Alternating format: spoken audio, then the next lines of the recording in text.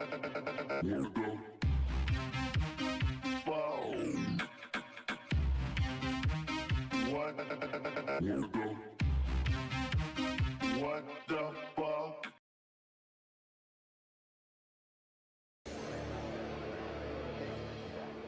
right, UFO believers, listen up. You may well be vindicated. We are back with an out-of-this-world town square and a new book out later this week. Government officials, pilots, and scientists going on the record about their own close encounters.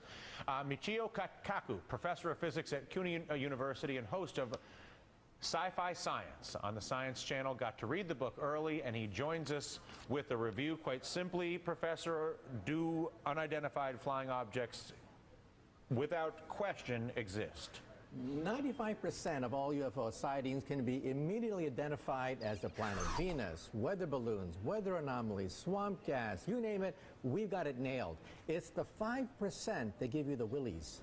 5% remain totally unexplained. And you're saying to 5% unexplained to the point where they are legitimately an unidentified flying object. And we're talking about generals. We're talking about Air Force pilots. We're talking about governors of states that claim that, hey, this is beyond our understanding of the laws of physics. Can I have an unidentified flying object that is not necessarily from some other place?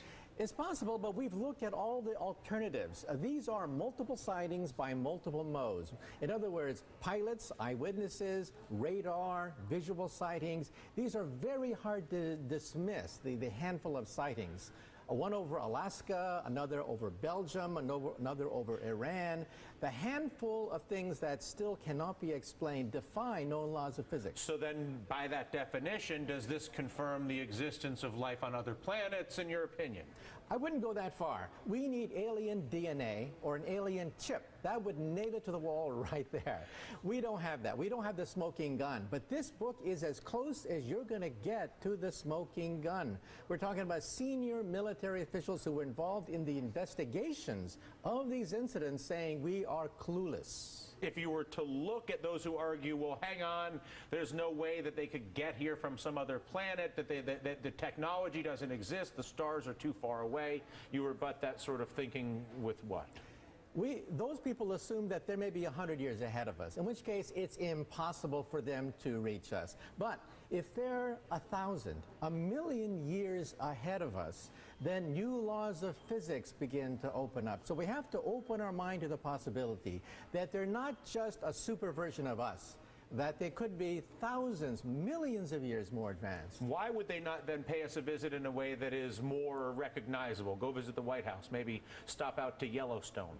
My point of view is if you're walking on a country road in, say, an anthill, do you go down to the ants and say, I bring you trinkets, I bring you beads, I give you nuclear energy, or perhaps maybe you step on a few of them? If they're that advanced, maybe they simply are not that interested in us. All right. Listen, Professor, it is an absolute pleasure.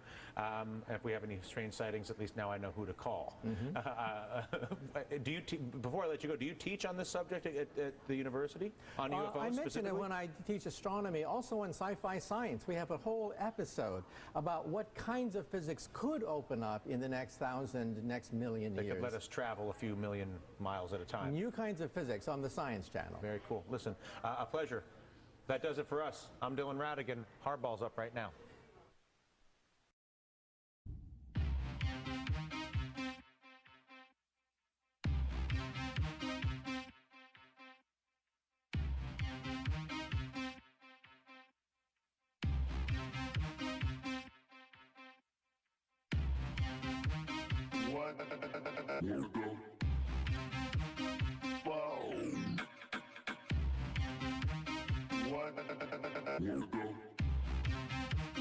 What the fuck?